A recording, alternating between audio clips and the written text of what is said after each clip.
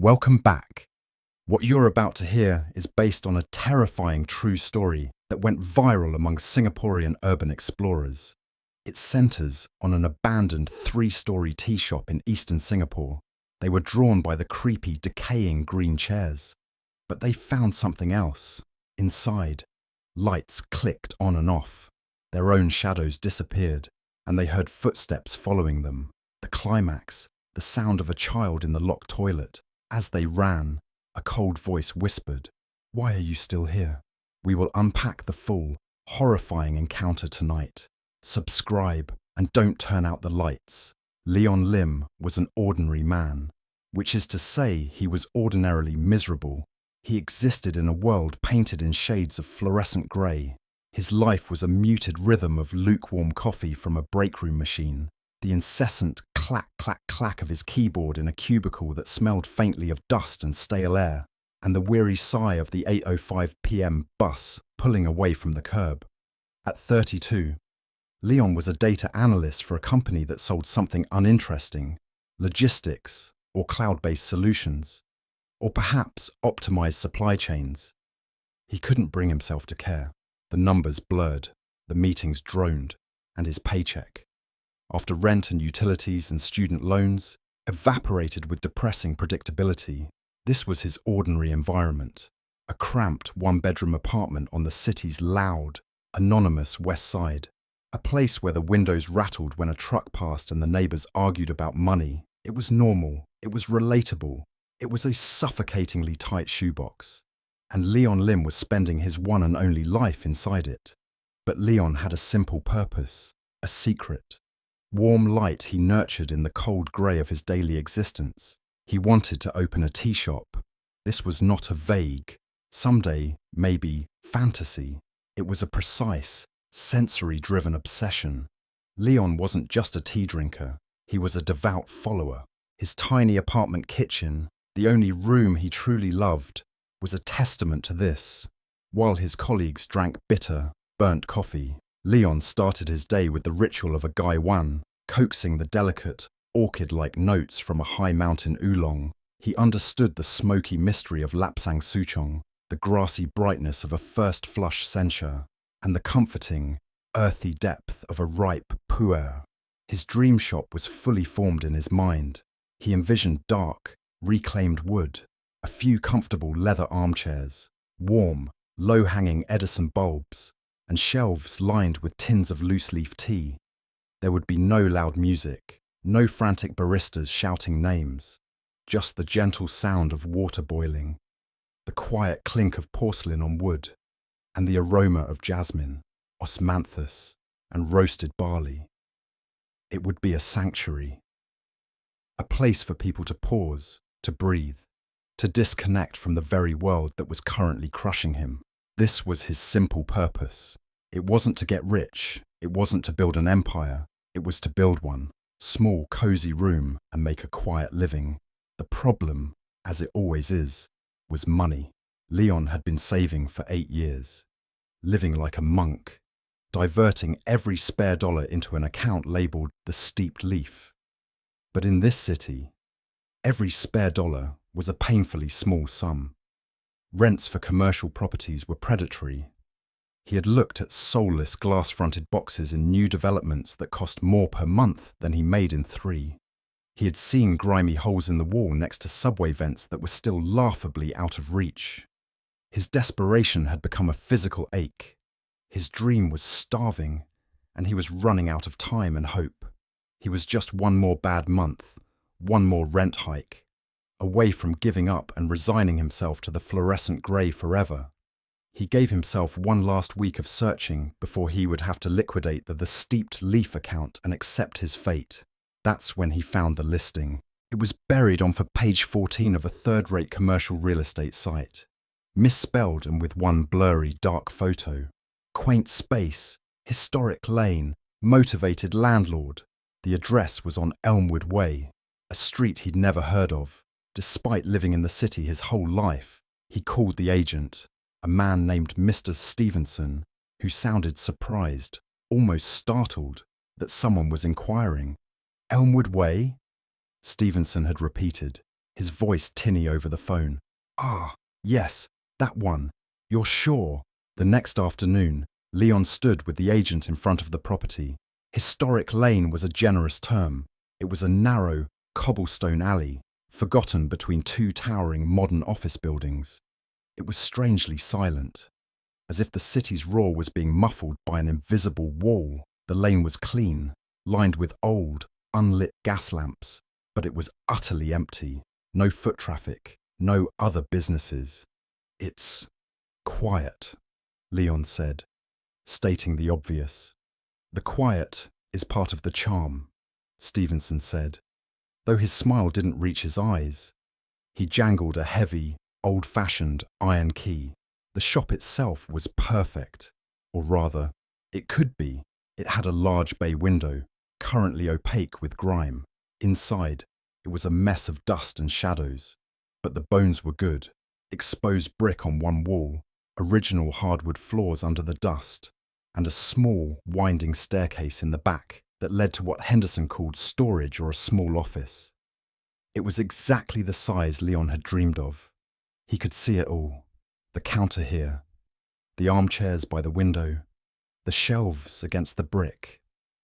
Okay, Leon said, his heart beginning a dangerous, hopeful rhythm. He braced himself. What's the monthly? Stevenson licked his lips. He glanced back down the empty lane, as if checking if they were being watched. Look, the landlord.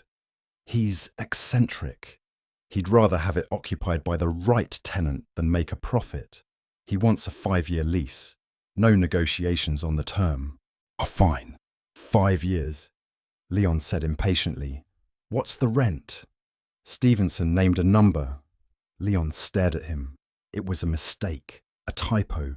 The number Stevenson had just quoted was not just low, it was impossible.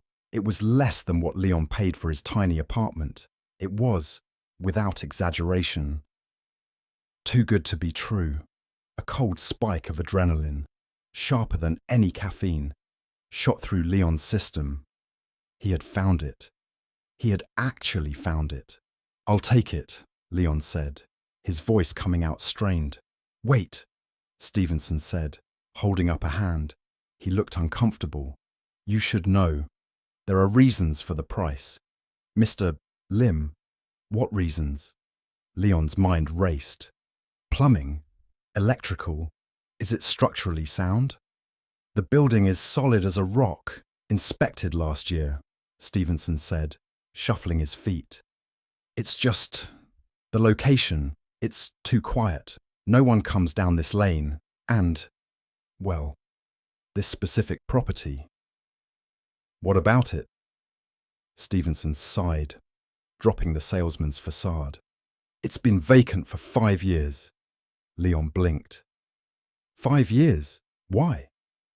People don't stay. The last 5 tenants, they all broke their lease, left in a hurry. One guy, a baker, left all his equipment, just gone overnight. Was it bad business? The quiet street? Leon asked, his practical mind searching for a rational explanation.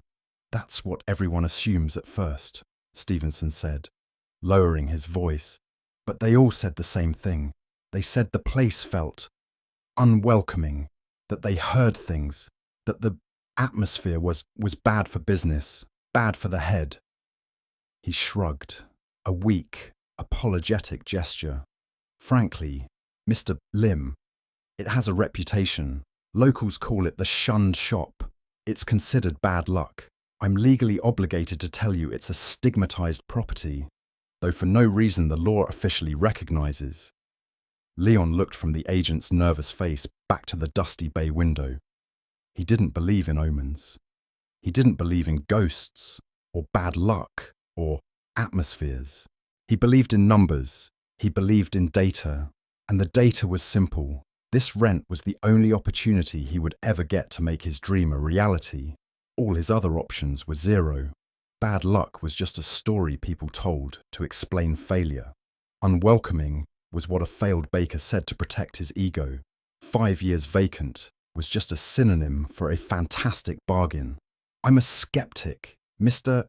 Stevenson, Leon said, a slow, triumphant smile spreading across his face. The desperation that had choked him for months was finally receding, replaced by a giddy, powerful certainty. I believe in good tea and bad marketing. I'll sign the lease. Today. Stevenson looked at him with a strange mix of pity and relief. Very well, he said, pulling a thick packet of documents from his briefcase. An hour later, Leon Lim stood alone in the empty, silent shop. The heavy iron key felt cold and solid in his palm. The sun was setting, and the dim light filtering through the dirty window cast long, distorted shadows across the floor. He was bursting with joy. He had done it. He had a shop. His shop. He took a deep breath, expecting to smell dust and mildew, but beneath the stale air, there was another scent. Faint, but distinct. Something sweet and floral, almost like jasmine, and something else. Something warm and smoky. He dismissed it. The power of suggestion. He stood in the center of the room, planning. The counter here, the chairs there. The 5-year vacancy didn't scare him. It was a gift. The quiet street wasn't a curse. It was a feature. He would call his shop the Quiet Leaf. He was so lost in his happy, practical planning that he almost didn't notice the change in the room. The silence, which had seemed merely empty before, now felt full. It was a heavy, expectant quiet, as if the entire building was holding its breath. Thump! Leon froze. The sound had come from the small staircase in the back, a single, heavy footstep on the landing above him. His heart hammered. "Mr. Stevenson," he called out. Knowing the agent had left 20 minutes ago, only the thick silence answered. Leon, the skeptic, immediately rationalized it. The building was old. It was settling. It was a pipe. It was the wind. But there was no wind on Elmwood Way.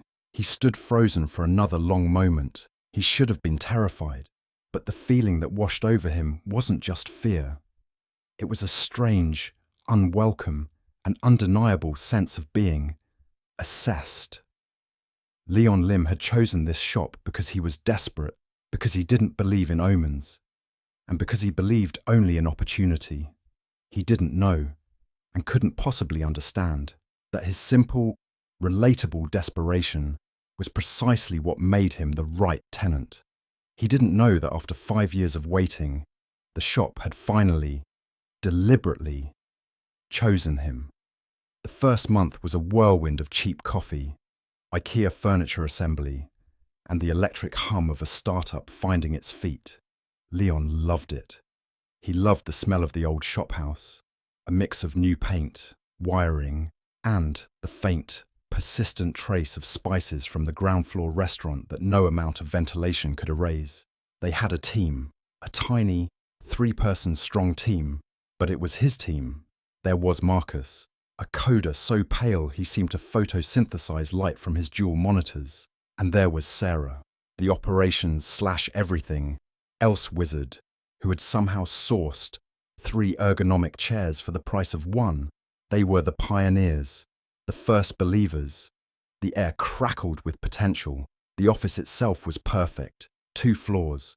The ground floor was their main workspace, a long, open-plan room. The second floor was officially storage and future expansion, a polite term for a dusty, untouched collection of empty rooms. Leon got included in the lease. It was accessed by a narrow, steep staircase at the back, behind the kitchenette. The door was kept shut. There was nothing up there but dust, dead insects, and the water heater. The first crack in this perfect new office sheen was so small Leon almost missed it. It started with Marcus. Small, unsettling detail. Marcus, usually fused to his chair by the invisible force of deep code, was standing by the kitchenette, staring at the ceiling. His headphones were, for the first time Leon could remember, slung around his neck, not on his ears. "You okay, Marcus?" Leon asked, grabbing a mug. Taking a break from the Matrix. Marcus flinched, pulling his gaze down. "Oh, hey, Leon. Yeah, just thinking." He gestured vaguely upwards with his chin. Are we the only tenants in this part of the building? Character ignores, rationalizes it. On these 2 floors? Yeah. Why? Leon poured hot water over a tea bag. The lease is just for this unit. Ground and second. Right. Marcus frowned. It's just, I keep hearing footsteps. Upstairs. Leon paused, mug in hand. He hadn't heard a thing, but then he was usually on calls or buried in spreadsheets. Footsteps. Probably just the building, Leon said with an easy shrug. This place is ancient. The plumbing, the structural settling. It all makes a racket. You should have heard my last apartment. Sounded like a herd of buffalo every time the heating kicked in. Audience senses it's a warning. Marcus didn't look convinced. He looked pale, which was his default. But this was a different shade. This was a tired, stressed out pale. It doesn't sound like pipes. Man, it sounds like walking, like pacing, same spot, back and forth, right above my desk. Leon took a sip of his tea. It's a shop house. Marcus, the acoustics are weird, sound travels. He clapped a hand on Marcus's shoulder. It's probably Mr. Tan from the restaurant kitchen next door. Maybe his kitchen is right against this wall. We're hearing his prep cooks. Maybe, Marcus said, but his eyes darted back to the ceiling. He was hearing something that Leon wasn't. Comment. Leon mentally filed the complaint under first-week jitters. Marcus was a coder, used to the hermetic silence of his last gig. He just wasn't used to the charm of an old building. He'd get used to it. Or, Leon thought, he'd buy him a better pair of noise-cancelling headphones. Problem solved. A week later, the footsteps had become a running joke, mostly initiated by Leon. "Quiet down up there," he'd yell at the ceiling after a particularly loud creak, winking at Marcus, who would offer only a weak, tired smile in return. Then Sarah's incident happens, and that wasn't funny at all. It was a Tuesday, late afternoon. The sky outside was the colour of a fresh bruise, threatening a downpour. Leon was at his desk, fighting with an Excel formula, when he heard a small, sharp gasp from the back of the office, near the toilets. He looked up. Sarah was standing in the doorway of the women's restroom, her hand pressed to her mouth. She was white as bone, her eyes wide and locked on the dark, tiled interior. "Sarah?" Leon said, standing up. "What's wrong?" She didn't answer. She was shaking. Small, unsettling detail. "Sarah, you're scaring me," Leon said, walking over. Marcus had noticed too, his chair swiveling around. She finally turned to look at him, her eyes brimming with a kind of high-octane terror Leon had only ever seen in movies. "Someone," she whispered, her voice trembling so badly it was barely a sound. "Someone followed me into the toilet." Character ignores, rationalizes it. A cold jolt went through Leon. What? Who? Was it a man? Did you see him? He immediately moved a step past her, his mind flashing to a transient from the alley. A break-in. "No, no." She grabbed his arm, her fingernails digging in. "Don't go in. It's... Sarah, calm down. Tell me what happened." He kept his voice even, trying to anchor her. She took a ragged, shuddering breath. "I went in. I was the only one in there. I know I was. I went into the stall, the one at the end, and I locked the door." She was crying now, silent, hot tears tracking through her makeup. "I was in there, and I heard the main door open, the one from the office." "Okay," Leon said slowly, his eyes scanning the empty hallway. "I heard footsteps. They stopped right outside my stall." Her voice dropped to a choked whisper. "Leon, I thought it was you, or Marcus, coming to tell me something, and it was the wrong toilet. So I said, 'Just a minute.'" She stopped, another wave of tremors hitting her. "And," Leon prompted, his own heart starting to beat an uncomfortable rhythm. "And nothing, just silence. But I knew they were there. I could feel it. And then I heard, she gagged. I heard sniffing, right at the crack in the stall door.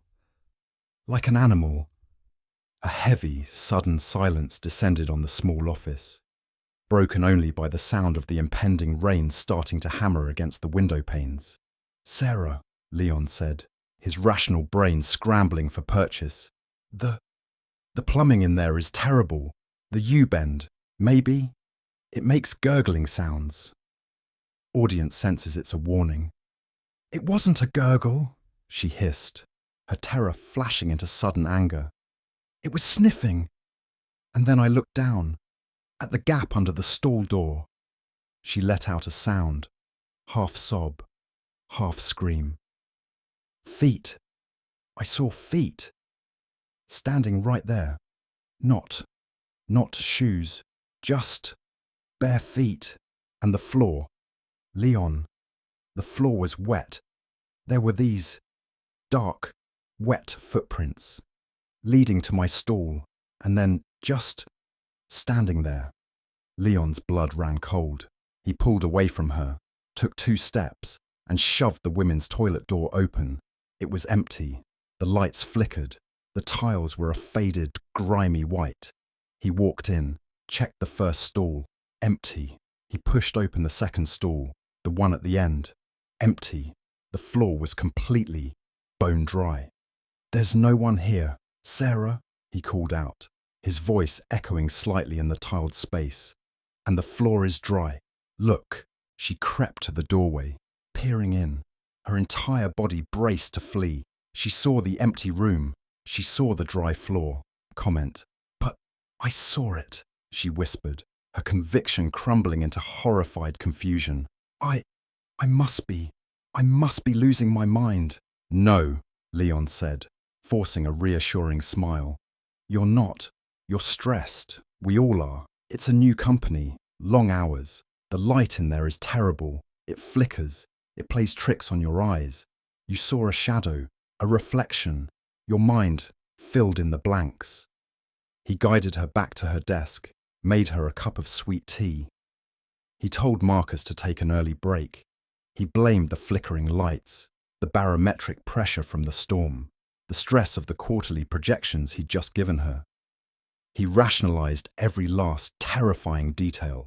But as he sat at his desk, pretending to work, his gaze kept drifting from Sarah, who was staring blankly at her dark monitor, to Marcus, who had his headphones on so tight they were probably cutting off circulation, and then up, to the ceiling. Marcus didn't come in the next day. He emailed his resignation, citing personal health reasons. The email was brief, impersonal, and his company phone went straight to voicemail. Sarah lasted 2 more days. She spent those 2 days in a state of muted panic. She wouldn't go to the toilet alone, asking Leon to stand by the main door. She flinched at every creak and groan from the old building. On the 3rd day, a Friday, she placed her keycard on Leon's desk, her eyes red-rimmed. I can't, Leon, she said, her voice flat. I'm sorry. I can't be here. Sarah, it was a shadow. It was stress. Leon started, but his words felt hollow, stupid. It wasn't a shadow. I felt cold when it was at the door. Leon, a dead cold. Something. And Marcus. He heard it, didn't he? He heard the plumbing. Sarah. No. She shook her head, a final sad finality in her eyes. He heard the footsteps. He told me. He said they'd stop. Right over his desk, and then they'd go to the back, towards the staircase, the one that goes up. She was gone before the storm broke. Small unsettling detail. Leon was alone. The office, once crackling with energy, was now tomb silent. The hum of the servers sounded like a death rattle. The smell of new paint felt cloying, like it was trying to cover up something else. Character ignores, rationalizes it. He stayed late, working, fueled by a mixture of anger, denial, and a new, unfamiliar emotion, a low, prickling unease. He was angry at them for leaving, for being so Irrational. It's an old building. It's stress. He was a rational man. He believed in spreadsheets, in market analysis, in code. He did not believe in this. It was just a coincidence, a terrible, business-crippling coincidence. Audience senses it's a warning. He stood in the middle of the empty office. The rain lashed the windows. A pipe in the wall gurgled. Or was it a gurgle? He shook his head, furious with himself. He looked at Marcus's empty desk, then at Sarah's. First, the footsteps, then the encounter. Comment. One by one, they had mentioned it. Marcus, with his talk of pacing. Sarah, with her final, chilling observation. The pattern wasn't just fear. The pattern was a location, a direction. All fear pointed upstairs. Leon looked at the dark, narrow doorway at the back of the office, the one that led to the staircase, the one that was always kept shut. For the first time, he felt a genuine, ice-cold reluctance to be in his own office. He told himself it was just the stress of losing his entire team. He told himself it was the isolation, the quiet. But as he packed his briefcase, he couldn't shake the sudden, overwhelming, and utterly irrational certainty that he was being watched. He practically ran to his car. He didn't look back. But he knew, as he drove away, that the coincidence was becoming far too perfect. And he knew, with a sinking, dreadful feeling, that he would have to go up those stairs, and he had to.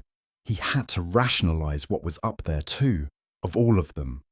Sharon was the least impressed. She was the foundation, the anchor, the one who dealt in budgets and contractor estimates, not bumps in the night. While Paul, ever the romantic, was busy communing with the house's history, and the kids were inventing ghost hunting games. Sharon was the one checking for dry rot and testing electrical outlets. Their shared enthusiasm for this crumbling money pit was, to her, a form of collective hysteria. It has a feeling, Paul had said, his eyes wide with the thrill of their new, foolish acquisition. It has a smell, Sharon had countered, and it's mostly damp plaster. She'd laughed at every story. The missing keys? That was just Paul's forgetfulness. The nursery rhyme? Kids' overactive imaginations, amplified by the house's acoustics. She loved her family, but their willingness to dive headfirst into gothic cliché was exasperating. She was a woman of logic, of spreadsheets and tangible proof. Ghosts, in her educated opinion, were a luxury for people with too much time on their hands, which is why she was the one who stayed late. The rain began just after sunset, a sudden, violent assault that turned the world beyond the windows into a blurry, grey watercolour. The contractors had left. Paul had taken the kids to town for pizza, a retreat she'd declined, citing a mountain of invoices. And now, she was alone, utterly, completely, and blissfully alone. The silence of the house, usually filled with the chaos of renovation and family, was a welcome reprieve. There was only the sound of the rain, a rhythmic, therapeutic drumming on the new slate roof of the conservatory. She was in the grand sitting room on the second floor, a room they hadn't touched yet, still filled with the previous owner's dust-sheeted furniture. She'd built a small fire, more to cut the damp chill than for warmth, and had settled on a formidable Victorian couch with her laptop. For 2 hours, she worked. The numbers crunched, the budget balanced, the rain hammered. Around 9, her eyes began to burn. She shut the laptop, set it on the floor, and leaned back against the couch's stiff, brocaded arm. The fire had burned down to glowing embers, casting a faint, pulsing red light across the shrouded furniture.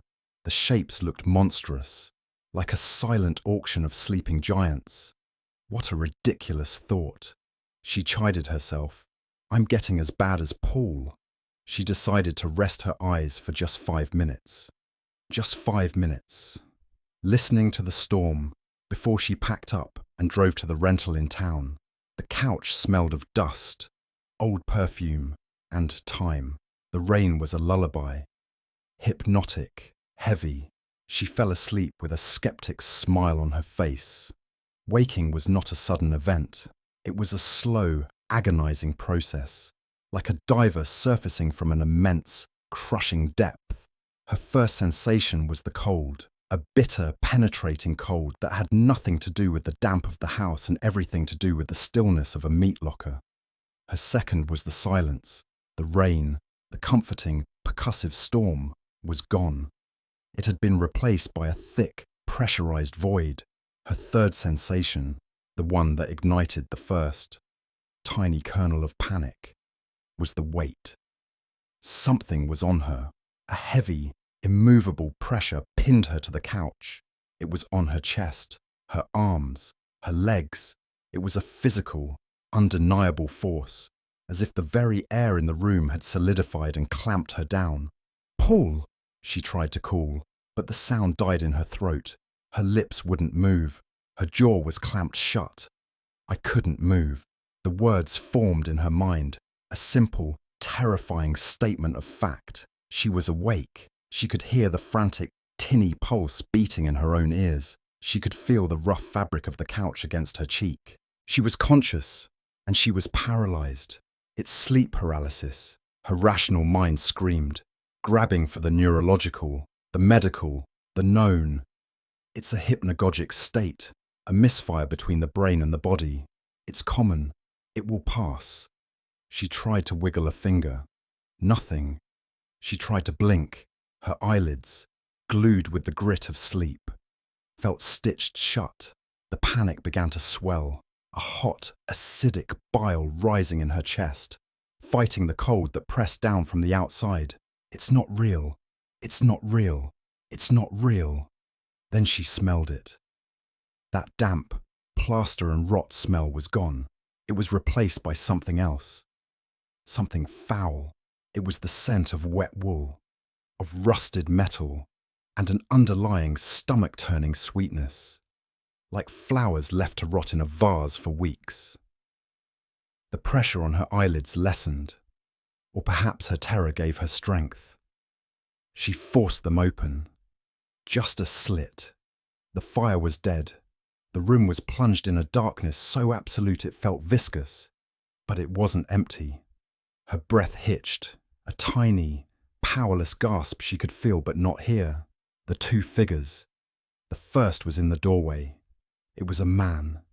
He was tall, silhouetted against a faint, sickly green light that seemed to be coming from the hallway. A hallway that should have been pitch black. He was dressed in dark, heavy clothes, a hat pulled low. He was impossibly still. Sharon stared, her heart trying to hammer its way out of her chest. The weight on her body seemed to increase, crushing the air from her. Move, move, move, damn you! And the man did move. He didn't walk. He didn't turn. He simply glided backward. He moved from the doorway into the green-lit hall, a smooth, retrograde motion, like a film being rewound. His head remained fixed, facing her, though she could see no features under the brim of his hat. He didn't make a sound. He just slid backward into the unnatural light and was gone. A sob of pure, undiluted terror was trapped in her throat. This isn't sleep paralysis. This is real. But the release she expected when the man left did not come. The weight remained, and a new sound began. It was not the man. It was closer. It was a small sound, a faint, wet shuffling. It came from the floor, right beside the couch, right beside her head. No, please, no. She couldn't turn her head. She could only strain her eyes, forcing them to the very edge of their sockets. A child rising beside the couch. It rose from the floor. It didn't climb. It didn't stand. It rose. It was like watching a wisp of smoke gather itself, compacting and darkening, unfolding itself from the floorboards. It was small, draped in what looked like a sodden, dark nightshirt. It came to a stop, standing a foot from her face. Its back was to her. She could see the faint, pale shape of its neck, the lank, dark hair plastered to its scalp. Sharon's mind simply broke. The spreadsheet logic, the budget-conscious pragmatism. all of it shattered into a million pieces. There was only this: the cold, the weight, the smell of decay, and the small, impossible creature standing over her. Then, as if sensing her gaze, it began to turn its head. It was not a human movement. It was slow, ratcheting, accompanied by a faint, wet, crick-crack sound, like bending damp wood. It turned and turned and kept turning, far past the point anatomy would allow. The head swiveled a full 180 degrees. There was no face. Where a face should have been, there was only a smooth, pale, ovoid-shaped blankness. It was a mask of skin, empty and awful. The thing leaned closer. The paralyzing weight on her chest was now a spike of pure ice. She could feel a cold breath, impossible, from a thing with no mouth, on her cheek. A voice whispered, not in her ear, but inside her very skull. It was not a child's voice, or a man's. It was a dry, sibilant rustle, the sound of dead leaves skittering on pavement. "You don't belong here," the voice echoed, and in that echo, the sound of the rain returned, not as a comfort, but as a roar. It sounded like 1,000 voices screaming. The blank face filled her vision. The cold became absolute, and the darkness swallowed her whole. Her scream was the first thing that was real. It tore from her throat, raw and agonizing, as she bolted upright, scrambling, kicking. Her lungs burned, starved for air. She was on her feet, wild-eyed, before she had even registered where she was. The room was wrong. This wasn't the sitting room. There was no fire, no shrouded furniture. This was a small, cramped space. The air was thick with the smell of mildew, turpentine, and old, dry wood. Her hands, slick with a cold sweat, fumbled against a wall. Finding a string, she yanked it. A single, bare bulb flickered to life, illuminating the attic storeroom. Shelves lined the walls, stacked high with dried-out paint cans, rusted tools, and brittle stacks of forgotten newspapers. She was at the far end of the second-floor hallway. She was in the room that was always kept locked. The room they hadn't been able to open. The room whose key was still hanging on the board in the kitchen. Downstairs, she lunged for the door, her whole body shaking so violently she could barely stand. She grabbed the antique brass knob. It turned. The door didn't budge. She twisted it again, rattling it. She threw her shoulder against it. Nothing. It was locked. She pressed her ear to the thick oak panel. From the other side, from the house she was suddenly a prisoner in, she could hear the faint, muffled sound of the rain. "Paul!" she screamed, pounding on the door with both fists. "Paul, let me out! Please let me out!" Her voice was a raw, broken thing. It was swallowed by the wood, by the storm, by the vast, listening silence of the house. Sharon, the skeptic, the anchor, the woman of logic, slid down the rough-hewn door and wept. She was alone. She was trapped. And for the first time in her life, she was terrified. Her own, confident laughter from earlier that evening replayed in her mind. A hollow, mocking sound. The nightmare had begun. The clock on the monitor bank was the only enemy Kyle had left. It was 5:40 p.m. In 3 minutes, it would happen. Kyle's studio, a converted guest bedroom, was a cocoon of anxiety. 4 monitors gleamed in the dusk, each displaying a different angle of the living room. The 5th, his main editing monitor, was dark. He hadn't edited in days. He only watched. The object of his obsession sat in the center of the main quad-split display. A simple, cheap, blue plastic chair. Vat, the the haunted object, his second soul, as he'd morbidly begun to call it. It was the focal point of an obsession that had consumed his life, turning his spacious suburban home into a high-tech prison of his own making. It had started 3 weeks ago. The missing object phase. He would come home, or walk out of the kitchen, and the chair, which he'd bought for extra seating and left by the patio door, would be gone, not moved, gone. He lived alone. The doors were locked. His security system, which he'd installed for peace of mind, showed nothing, no entry, no movement. Then came the return. Hours, sometimes a day later, it would be back, not just back, but perfectly back, in the exact same spot. He'd measured it. He'd put tape on the floor. The chair would reappear, aligned to the millimeter, same angle, and always, always dry. Even if it had been raining, the chair would be bone dry, as if it had never been outside, as if it had been plucked from reality and then neatly slotted back in. No footprints, no one touched it. He'd set up the cameras, convinced a clever burglar or a relentless prankster was involved. The cameras told a different story. The cameras told him he was going insane. 5:41 p.m. Kyle's knuckles were white on the edge of his desk. He leaned in, his breath fogging the corner of monitor 1. The cameras were his last line of defense, his only tether to a reality that was beginning to fray. But the entity, the thing that moved the chair, had learned to fight back. The camera glitch, for the last 4 days, it happened at the same time. 5:43 p.m. Every time. 5:42 p.m.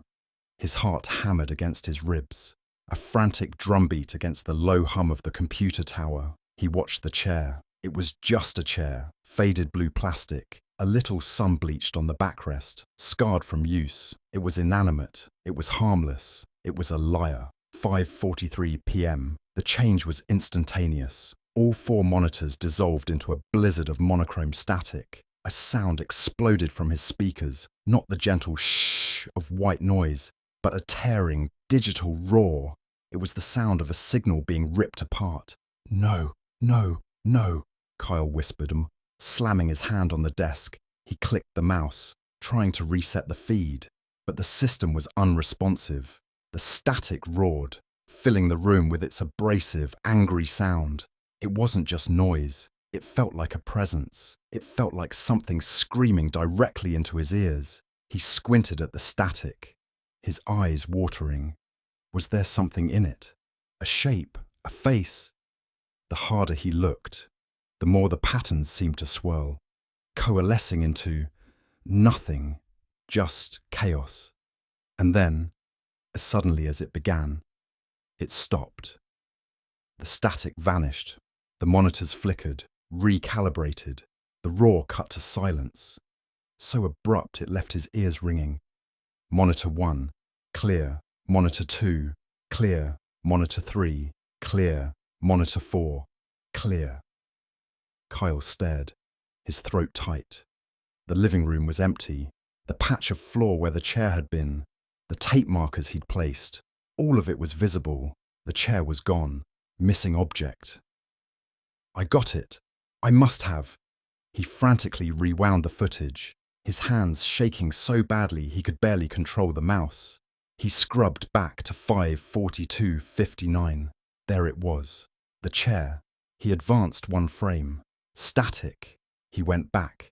Chair. He went forward. Static. The glitch wasn't a side effect. It was a curtain, a 5:43 p.m. blackout to cover the main event. He sat back, a cold, bitter triumph settling in his stomach. He wasn't crazy. It was real, but the triumph was hollow. What was he a witness to? A magic trick? A dimensional rift? A ghost that liked redecorating? He knew the next part of the pattern. The return. He would wait. He would keep the cameras rolling. This time, he wouldn't look away. Hours melted. 7 p.m., 9 p.m., midnight. Kyle drank stale coffee, his eyes burning. The living room on his monitors remained undisturbed. The empty space on the floor seemed to mock him, a gap in the world that shouldn't exist. He felt himself drifting, his chin dipping to his chest. The exhaustion was a physical weight, pressing him down. He jolted awake, a sound, a low, scraping hum. He snapped his head up, eyes flying to the monitors. The chair was back. The return, same place, same angle. He zoomed in on monitor 3. The legs were perfectly aligned with his tape marks, dry. But something was wrong. The hum he'd heard wasn't in his head. It was coming through the speakers. A deep, resonant vibration. Kyle stared. The chair wasn't just sitting there. It was vibrating. He leaned in, his face inches from the screen. The image on the high-definition camera was crystal clear. The blue plastic of the chair was shimmering. The edges were blurred, as if it were oscillating at an impossible speed. The low hum in his speakers began to climb in pitch, becoming a sickening, electric whine. What are you?" he breathed. And the chair answered. Full ghost, manifestation, vivid, shocking description. With a sound like a gunshot, the chair leapt backward, slamming into the drywall with enough force to send a spiderweb of cracks through the plaster. A puff of white dust exploded into the air. Kyle yelled, recoiling so fast his office chair shot back and hit the wall. Before the dust even settled, the chair snapped forward, sliding across the hardwood floor with a violent scraping shriek. It didn't stop until it reached its original position, its legs hitting the tape marks with a deafening thud. Silence. Kyle was hyperventilating. "Oh my God! Oh my God!" Then it did it again. Wham! It flew back, hitting the same spot on the wall, deepening the crater. Shh! Thud! It rocketed forward, back to its mark. Again. Wham! Again. Shh! Thud! It was a tantrum. It was a display of pure, undirected, impossible violence. This wasn't a ghost. This wasn't a poltergeist throwing objects. This was the object itself. The air in the living room, visible on the monitor, seemed to be warping around it. The lights in the room flickered in perfect, terrifying sync with each impact. Wham! Darkness. Shh! Thud! Light. The sound was unbearable. The scraping shriek of the plastic on the floorboards, the percussive crack of the impact, the rising electronic whine that felt like it was drilling into his skull. Character powerless or endangered. Kyle was powerless. He was frozen, a prisoner in his own studio, watching a piece of furniture destroy his home, defy every law of physics he knew. He was trapped in the gulf between the real and the unreal was winning. He tried to stand. His legs were jelly. He felt a crushing pressure in the room, as if the air itself was thickening, resisting him. The static roar from 5:43 p.m. was back, not just in the speakers, but everywhere. It was in his head, in his teeth. The chair stopped. It sat, perfectly still, on its marks. The lights stopped flickering. The sound cut out. The silence that remained was worse. It was heavy, expectant. Kyle knew, with a certainty that chilled his soul, that he had to see it with his own eyes. The monitor was a shield, and the shield was no longer enough. He forced his trembling legs to obey. He grabbed his phone from the desk, his thumb instinctively opening the camera app, his vlogger instincts, the habit of documenting everything for his small paranormal channel, were working on autopilot. He crept out of the studio, down the dark hallway. Each footstep was a thunderclap in his own ears. He could feel the cold. The living room was an icebox, the temperature having dropped 20 degrees. He reached the doorway, his heart feeling like it would burst from his chest.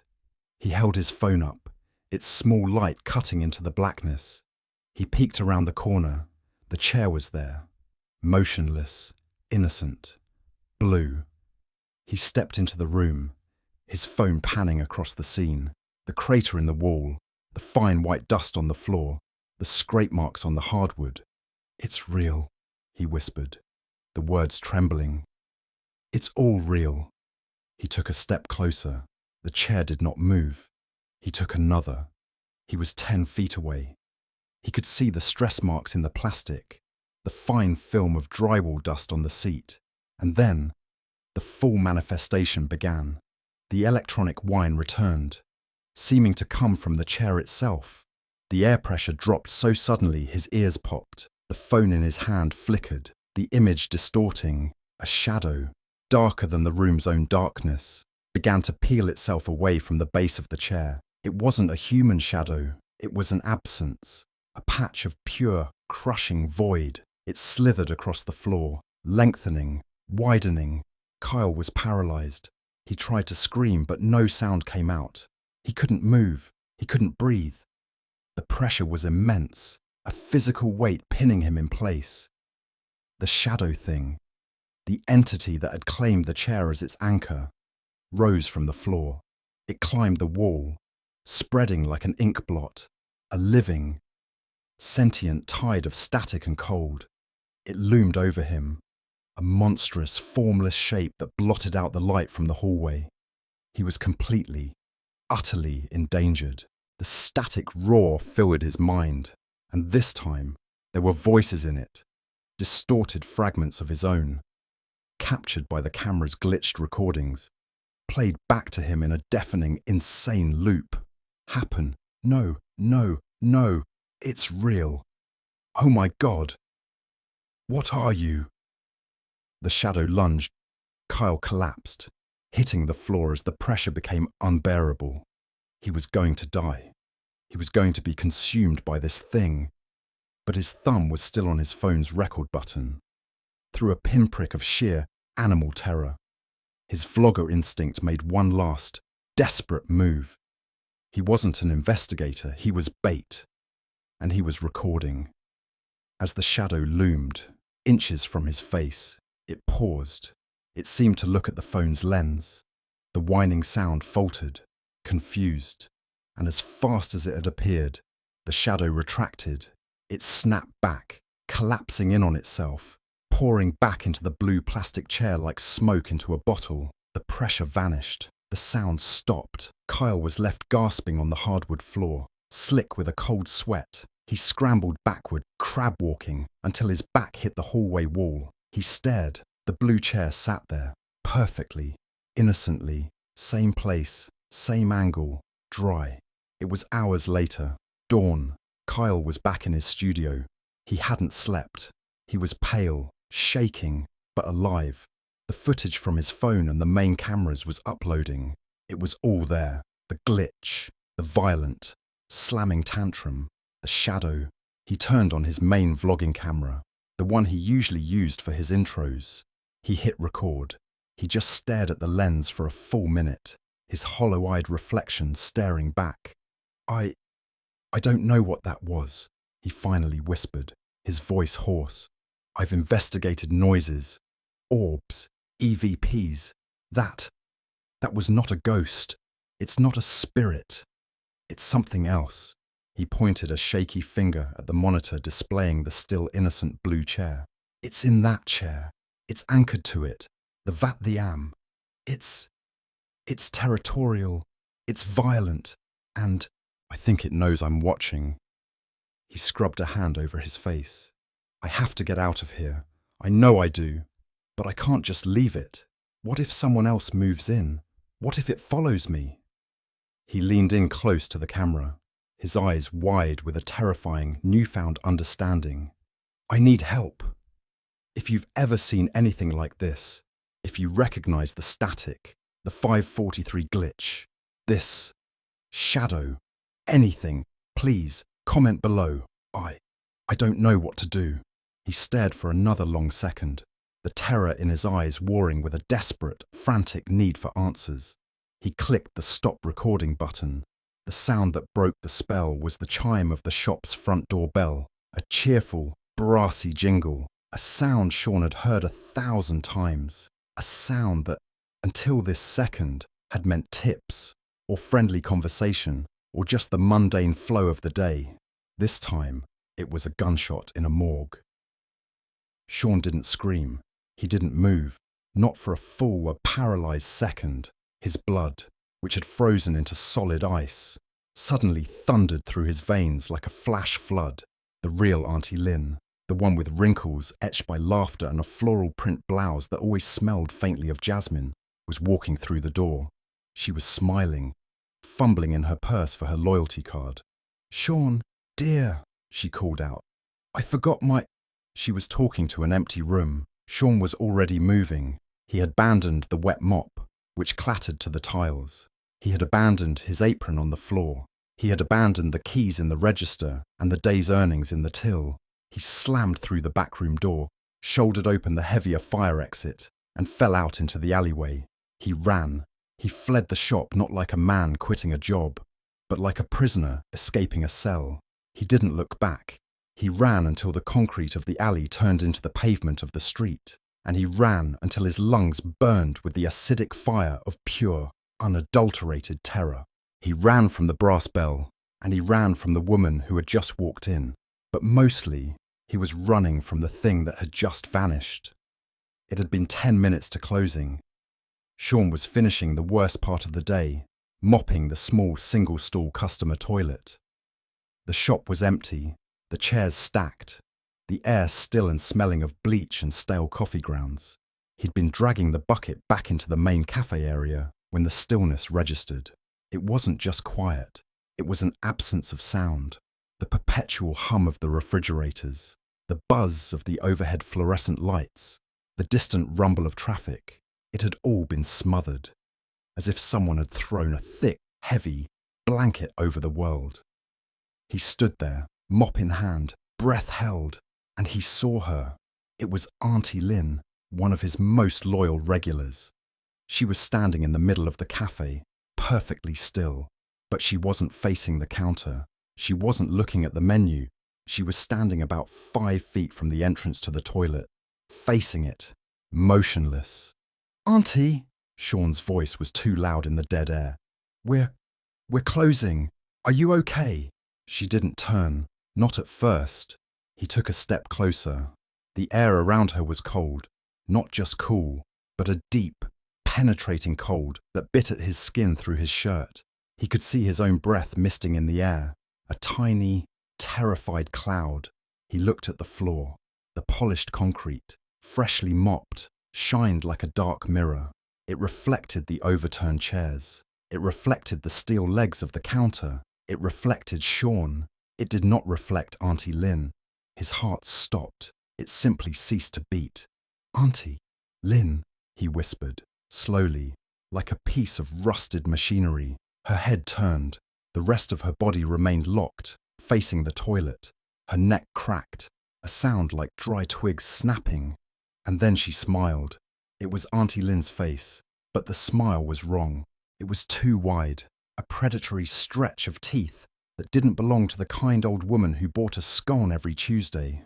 Her eyes were her eyes, but they were flat, empty, looking at him. But through him, the silence pressed in, so heavy it made his ears pop. And then, her voice, a dry, papery rustle that seemed to come from everywhere at once, slid into his ear. "Are you still here?" It wasn't a question. It was a statement of surprise, as if she were a homeowner finding a cockroach she thought she had already crushed. Sean felt a pressure building in his chest, an invisible hand squeezing his lungs. He couldn't breathe. He couldn't move. He was pinned by her gaze, and that awful, awful smile. The thing wearing Auntie Lynn's face held his gaze for an eternity. The smile widened, and then, like a television snapping off, she was gone, not vanished, not fled. She was there, and then she wasn't. The air rushed back in, the hum of the cooler, the buzz of the lights, the sound of the street. It all crashed back into his ears at once. The sudden cold was gone, replaced by the clammy sweat of his own terror. He stood there, shaking, the mop handle vibrating in his white-knuckled grip. He was trying to process, trying to force his logical brain to make sense of what his eyes had just seen.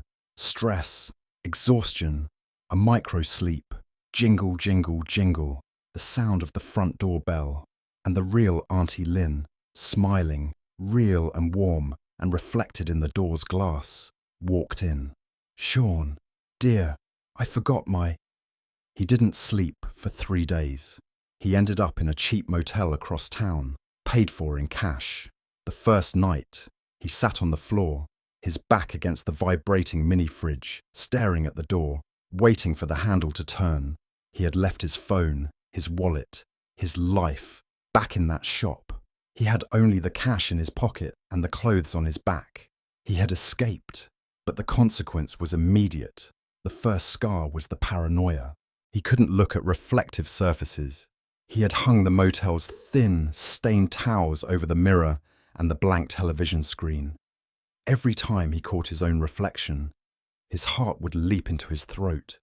He'd half expect to see himself, standing still, smiling that wrong smile. The second scar was the silence.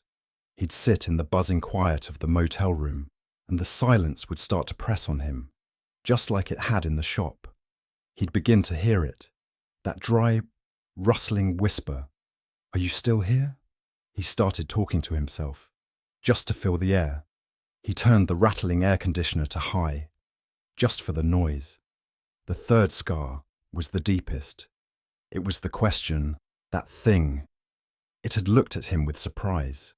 "Are you still here?" It implied he should have been gone. It implied he was an anomaly, or worse. It implied that he, Sean, was not the one who was supposed to be there. What if the thing hadn't been the doppelganger? This thought, once it took root, was a cancer. He'd spend hours staring at his own hands. Are they my hands? He'd touch his face. Is it my face? He would look at his shadow, a long, thin stretch of darkness on the motel carpet, desperately seeking reassurance that it was still his. He barely survived. He left the city a week later, on a bus heading nowhere in particular. He found a job in a different town, a graveyard shift at a warehouse, stacking boxes. It was perfect. No customers, no mirrors, no one to talk to. He was functional. He ate, he slept. In short, jagged bursts. He worked. He collected his pay, but he was a ghost. One night, months later, he was walking home as the sun came up. He was gaunt. His eyes were haunted, but he was out. He had survived. A man walking his dog passed him on the sidewalk. The man looked familiar, a vague resemblance to a teacher from his old high school. The man nodded politely. Sean nodded back. And then, just as the man passed, he stopped.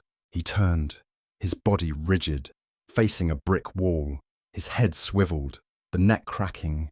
He smiled, a wide, impossible smile that stretched his face into a mask. The morning air turned ice cold. "Are you still here?" the man whispered, his voice a dry, papery rustle. Sean didn't run. He couldn't. He had escaped the shop, but he had never escaped it. The scar wasn't just on his mind, it was on his shadow. He had survived, but he had taken the haunting with him, and now it had found him again. The shop was frantic, the Tuesday afternoon rush drowning out the persistent unease that had settled over Sean like a shroud. He was wiping down the espresso machine, the hiss of the steamer a welcome, normal sound. When the first scream tore through the cafe, it wasn't a tantrum, it was animal terror. Every head snapped toward the back hallway. The scream came again, higher this time, from the customer toilets. "No, don't let her catch me. Please, she's here." A woman dropped her latte. A man bolted from his chair. Sean and his barista, Mile, were already moving, shoving past the bottleneck of panicked customers. The door to the men's room, a single-person stall, was shut. "Hello?" Sean yelled, rattling the knob.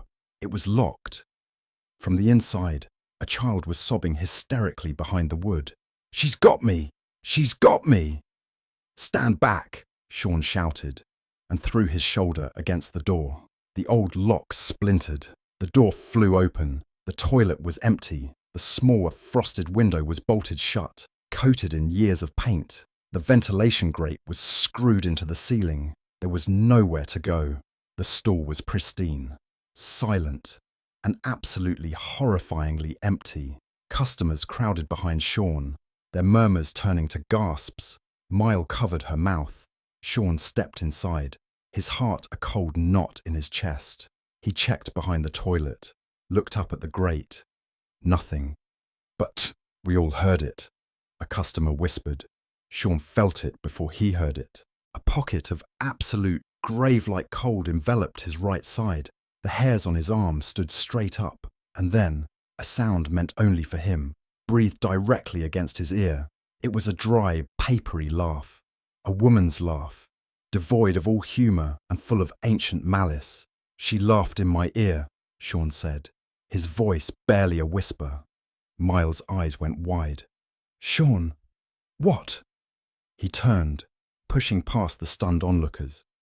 We're closed, he announced, his voice shaking. Everybody out. Now, we have a plumbing emergency. It took 10 minutes to clear the shop. Mile didn't need to be told twice. She grabbed her bag and was gone, promising to call tomorrow. Sean locked the front door, the click of the deadbolt echoing in the sudden, deafening silence. The sun was still shining outside, but inside the shop, twilight had already fallen. He was alone. The laugh had been a declaration. The game was over. He backed into the main counter, scanning the shadows. He had to leave. He had to pack a bag and walk away, just like the previous tenants. But the incident at the toilet had done something else. The force of him slamming the door had shaken the old building. In the hallway, a small square section of the original plaster wall near the floor, long hidden behind a flimsy advertisement poster, had cracked. A loose piece of drywall fell away, revealing a dark, shallow cavity, driven by a terrible, final curiosity. Sean knelt. He reached inside, his fingers brushing against something metallic and cold.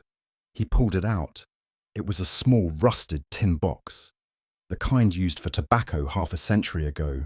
It wasn't locked.